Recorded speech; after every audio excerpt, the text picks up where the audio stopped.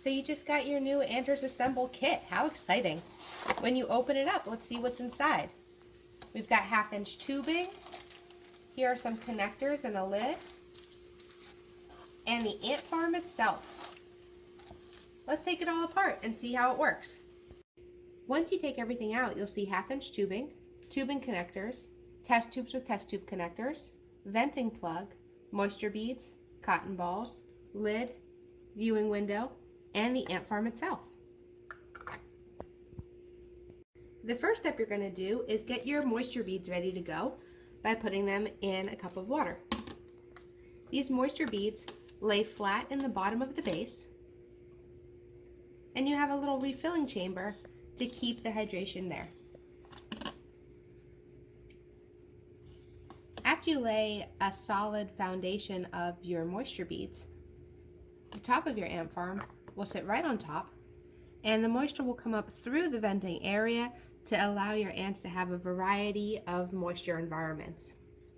The clear plastic viewing lid slides right in easily so that you can see your ants and they cannot escape, and the lid on top provides a darkened environment for them.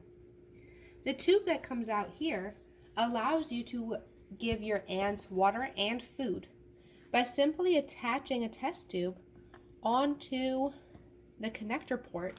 You can fill this with sugar water or whatever other foundation that your ants will eat from. One issue that this design prevents is to allow a splitter so that you can put 2 test tubes in simultaneously.